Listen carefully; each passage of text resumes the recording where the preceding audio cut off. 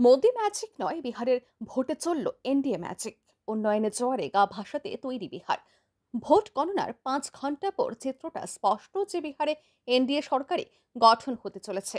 একদিকে জাদু করেছেন নীতিশ কুমার, অন্যদিকে কেন্দ্রের বিজেপি সরকারেরও প্রতিশ্রুতি জনগণের বিশ্বাস অর্জন করতে পেরেছে। মোদি নীতিশের প্রতিশ্রুতিতে ভরসা করে বিহার নির্বাচনের বৈতরণী পার হচ্ছে এবার। কি কি ফ্যাক্টর কাজ করলো এবারের ভোটে, কিভাবে এত বিপুল সমর্থন জোগাড় করলো এনডিএ? বিহারের নির্বাচনে ভোটার তালিকায় নিবিড় পরিমার্জন বা এসআইআর যতটা বড় প্রভাব ফেলেছে, তার থেকেও বেশি প্রভাব ফেলেছে নীতিশ কুমারের ঘোষণা।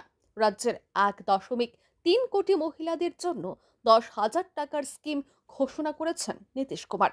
সেইখানে প্রতিদ্বন্দ্বী দল আরজেডির নেতা তেজস্বী যাদব ঘোষণা করেছিলেন যে ভোটে জিতলে মহিলাদের 2,500 টাকা করে দেবেন। মহিলাদের অ্যাকাউন্টে 10,000 টাকা করে জমা পড়তে ভোটে দেখা গেল রেকর্ড হার।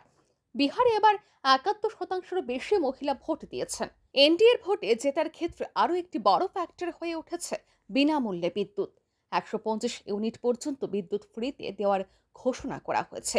বিহারে প্রত্যন্ত এলাকায় বিশেষ করে এই স্কিম বিশেষ প্রভাব ফেলেছে।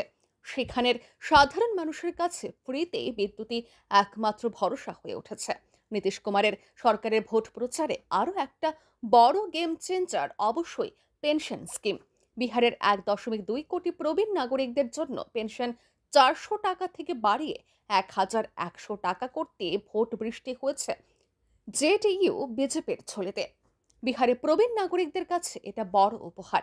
নীতিশ কুমারও নিজের জনদরদি ইমেজ তুলে ধরলেন। বিহারের ভোটে প্রচারে বারবার গিয়েছেন প্রধানমন্ত্রী নরেন্দ্র মোদী, ছুটে গিয়েছেন স্বরাষ্ট্রমন্ত্রী অমিত শাহ।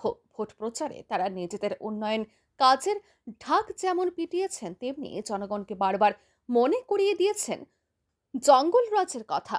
আরজেডির ক্ষমতায় থাকাকালীন বিহারের আইন শৃঙ্খলার অবস্থা যা ছিল সে কথা মনে করাতে কাট্টার মতো শব্দ শোনা গিয়েছে প্রধানমন্ত্রীর মুখে।